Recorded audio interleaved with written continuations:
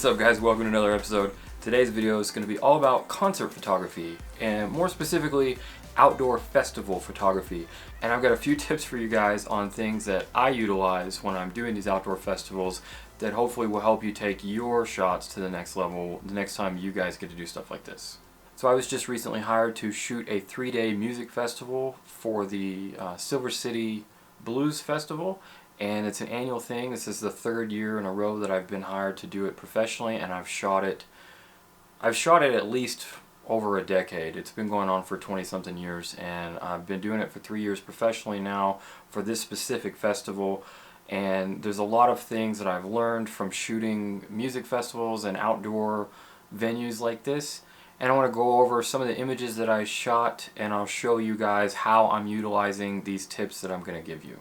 Alright, so tip number 1, I'm going to start with the most important thing, at least what is the most important in my mind, especially if this is something that you're getting paid for. So even if it's not, this is still the most important thing to me for this type of scenario, and that's focusing. To me, nailing focus when I'm doing these festivals is much more important than nailing proper exposure. Because exposure, if I'm off by a little bit, either too much or not enough, either way, I can generally piddle with that and fix it in post. But the one thing that you can't fix is definitely focusing. So if you miss focus, your shot's ruined and you're not going to get that shot again. So some of the things that I do to help ensure that I get the right focus is the first thing is I have my camera always set up to back button focus, and if you don't know what that is and you want to learn, I've got a whole video on it. You can check it out right here. This is one of those scenarios where it's really going to help a lot. And along with back button focusing, I also make sure that I have it in AI servo, and that will help your back button focusing. That's one of the things that makes back button focusing so powerful,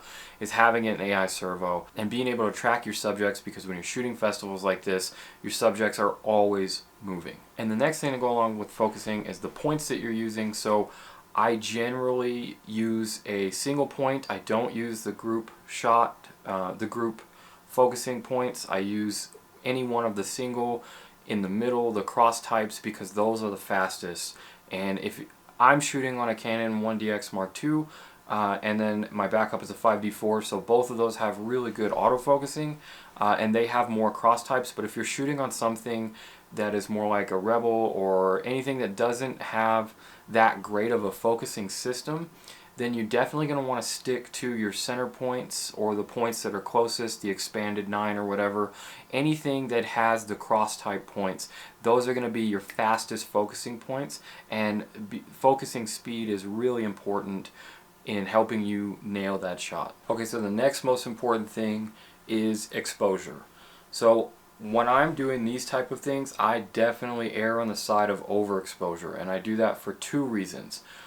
For one, I like shooting in the backlit conditions, which I'm going to talk about that in a minute. But for 2, I like to make sure that like you can't control the lighting, especially like in stuff like this. So if the musician or the subject that you're shooting has like some awkward lighting, or if they're backlit, or if they're under a stage and it's just partially lit or whatever, you're gonna have those areas of your subject that are gonna be in shadow, and you want to make sure that your subject is properly exposed, so you expose for those shadows. And for me, it's totally okay in most cases to blow out the highlights. So you can see this picture here, it's totally overexposed, and it possibly could have even been too overexposed, but that's okay because there's still detail there. There's enough for me to bring down those blacks and do a little bit of dehaze and a little bit of contrast and that kind of stuff. And I really overall still like this overexposed look because it really lends to the atmosphere and promoting that just light and just the outdoor airiness, the happiness, the spring, summer vibes, you know, that kind of stuff. The overexposed look really lends to that. It also, to me, kind of gives it a more ethereal quality, just a little bit, and I kind of like that. But that's definitely stylistic, and that's not completely why I do it, but that's one reason.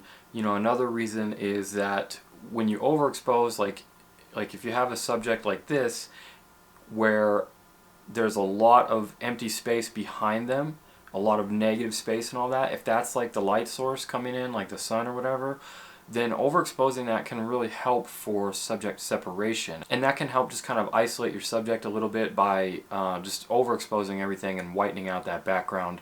And then that puts more emphasis on your subject, because your subject then becomes the only thing that you can really see. So that's another reason why I like to do it. And then the last reason is boosting shadows is, on a lot of cameras, it doesn't go that well, especially with lower end cameras. So if you have like a lower end camera, then chances are boosting shadows are gonna create problems for you, like banding and noise and all that stuff. So if you're overexposing and those shadows have that detail and you don't have to boost them, then you can bring your highlights down a little bit and not have to worry about it so much, and overall your image is going to come out looking a little bit cleaner. Okay, tip number 3, and for me, if you guys follow my channel, then you probably won't be surprised by this, but I would say use a long lens. And I personally used a 1:400, this guy right here. This is probably like the most used lens. This is probably my most used lens ever. I probably have this on my camera like 99% of the time, for a lot more than you might think. But even for the concert stuff, I had this lens on almost 99% of the time. And there's a couple wide angle shots that I switched out for my 16, and I'll talk about that in a minute. But the benefits for using a long lens are, if you don't have access, for one, like if you don't have backstage access, of course I did have backstage access, but even then, if you can't get to all the places you want, you know, you can't get on stage or whatever, the stage is real small, like in this case it's a small town, or if you don't have backstage access and you need to shoot from far away, then obviously the long lens is going to help you get closer to your subject there. But even when you can get closer, I really like those detail shots, stuff like this, where even though I'm on stage, like you can't get right up in the musician's face, generally speaking. So that's when the 400 comes in handy, and I can still get those tight detail shots and not have to move around as much. Okay, the other big reason that I love shooting with long lenses is, and this is partly another tip, is that I love the compression. So the other tip would be, if you want background separation, then normally you would shoot with something really wide. So something like an f1.8 or 1.4 or even a 1.2, you know, you have those really wide primes, those really fast primes that open wide up.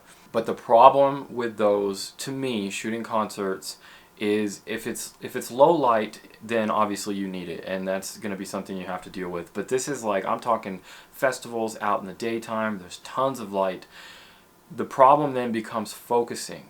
It's really, really hard to nail focus, especially the farther away you are from your subject, when you're shooting something really fast like an f1.8 or something like that. Not only is it hard to nail your focus, but the focus is going to be so shallow that you might not get everything in focus that you wanted. So to deal with that, I shoot with a long lens. And by shooting at like 200, 300, 400, then I'm doing two things. I'm not having to shoot at like super thin depth of field, super wide open. And even if I'm shooting wide open on my lens, like the 400 is like f5.6. So at f5.6, I'm still, if I hit their eye or their nose or whatever, I know that I'm gonna have their whole face in focus. And then the other thing is, if you don't know about compression, what compression does and how it can create really great background blur without being super fast, I did a whole video on that. You can check that out right here, and that'll help you out for more than just this scenario, just for shooting portraits and anything where you want to isolate your background in general. That video will help you out. But that's the other reason why I do it, is because the longer your lens, the more compression it's going to have, and the more it's going to blow that background out without having to use a wide open lens.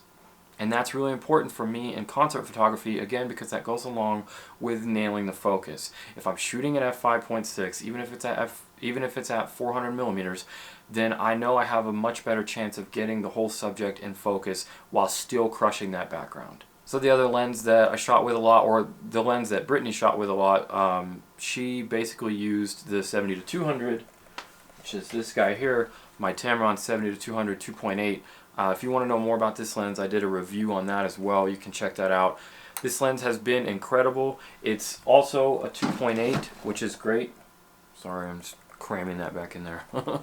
So it's also a 2.8, which helps with the background too, so you can combine that with the 200 and the compression. It's not going to give you near as much compression as the 400, but it's definitely a great range because 70 is wide enough to get some wide shots if you step back a little bit, and 200 is enough to get closer, so it's a great range for concert photography, especially if there's a good amount of light out. Alright, so let's go to the other end of the spectrum now, and let's talk about wide-angle lenses. So I do also use wide-angle lenses for outdoor festivals and concert photography because they give a great view, especially if you can get close, or if you're on stage, then you'd be able to get the whole band, and if you can show the audience in the background, that really shows the venue and the atmosphere. So those are great. So the other thing I like to do with a wide-angle lens, especially for outdoor stuff like this, is I like to shoot in the backlight, and I love to have the starburst, the sunburst. So if you don't know how to do that, I have a video on that right here you can check out, and that'll help you create sunbursts in anything. So the other thing with shooting the wide angle is like this shot here. This is probably one of my favorite shots, and I just want to caution you guys that when you're shooting wide angle, it's, you know, it's like the thing in the mirror. Objects may be closer than they appear. You know, you're looking through there, especially the wider you go, you can't tell how close to an actual subject you are. So keep both eyes open, you know, and really pay attention with not getting too close to the artists or the musicians or the subjects or whatever. So this was a special case though, because I was shooting on stage, the band members knew I was there, and the lead singer, the lead guitar player here, he looked at me and he acknowledged me, and then he nodded, and then he started walking towards me. So he clearly wanted me to be able to shoot him closer, and he walked straight towards me. But that still doesn't mean that I'm not paying attention, because I got this shot right here, and then like he's still moving towards me because he's about to walk off stage, and I didn't really know that, but he swung that guitar like inches over my head, and as I took that last shot, I ducked and then jumped out of the way so he could come down the stairs, and then I continued to follow him, and I was able to get that shot. But I wouldn't have done that. I would never get that close to someone on stage if they didn't allow it, you know. And that's really important, because just because you have a backstage pass, or just because you're being hired to photograph an event or something, does not mean that you're the most important person there. The musicians in this case, are still the most important people there, and I never do anything to jeopardize their performance or jeopardize the audience's view of their performance. So I only do that kind of stuff if it's something the musician is okay with and the venue is okay with. And just keep that in mind when you're shooting wide angle stuff. It's really easy to get carried away and not realize the position that you're putting yourself in with a wide angle lens. But when it works, it really pays off, because these are some of my favorite shots of the entire festival. And the last tip, I've kind of already mentioned it, but that's backlight. I love shooting into backlight. I think it creates a really cool atmosphere. You just have to be really careful with your settings. And again, I still err on the side of overexposure, especially with backlight. You can always add in the blacks and the contrasts and all that stuff, but I think it gives a really great look, and the more that sun is going down, the better the backlight's going to be. So if you have the opportunity, definitely try for those backlight shots. I think they can make a really interesting shots, and they're unique in their perspective, I think, because most people will think that you need to shoot from the front, or you need to get the front of the artist or whatever, but you can really get creative with backlighting, and it's really fun. And of course it depends on the venue and where you're at, but just think about it, kick it around. If you have the ability to try backlighting, then I would definitely say go for it, because it's really fun. Alright, that's it. I'm going to wrap it up. I know that ended up being kind of long, but hopefully that gives you guys a good idea of how I'm shooting these things and how I approach concert photography and outdoor venue photography and stuff like that. And if you have any questions about anything that I went over or didn't go over, any questions that you want to know about shooting concerts and outdoor festivals and anything, leave those in the comments below and I'll definitely answer them. And if you haven't already, make sure you subscribe to the channel. I've got new videos every Tuesday and Friday. Hit that like button if this video helped you out. Thanks for watching. I'll see you in the next one.